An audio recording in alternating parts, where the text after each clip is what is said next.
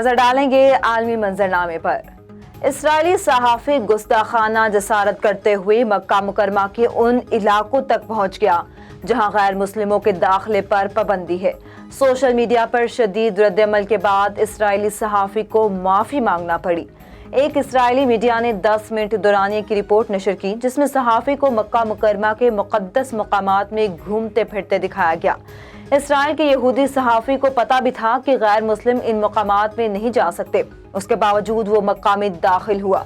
शदीद अवामी रद्द-ए-अमल पर इसराइली हुकूमत को यहूदी सहाफ़ी की इस हरकत को अमन की कोशिशों के लिए नुकसानदेह करार देना पड़ गया और इसराइली सहाफ़ी को अपने किए पर माफ़ी मांगना पड़ी।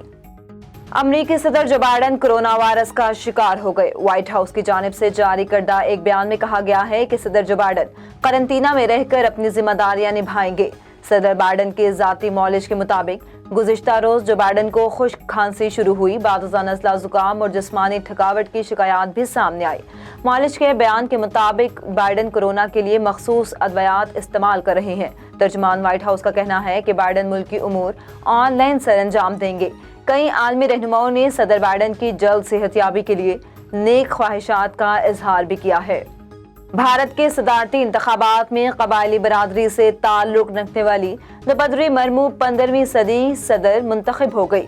भारतीय मीडिया रिपोर्ट्स के मुताबिक भारतीय हुक्मरान और इत्तेहादी जमातों के उम्मीदवार द्रौपदी मुर्मू को 50% से ज्यादा वोट मिले। भारत में 15वीं सदर के इंतखाब के लिए द्रौपदी मुर्मू का मुकाबला हज़्ब इख्तिलाफ के रहनुमा यशवीत सिन्हा से था। 44 सियासी जमातों ने मुर्मू की हमायत का ऐलान किया था। द्रौपदी मुर्मू कबायली बरादरी से ताल्लुक रखने वाली भारत की पहली खातून सदर है। उनकी हल्फ बर्दारी 25 जुलाई को होगी।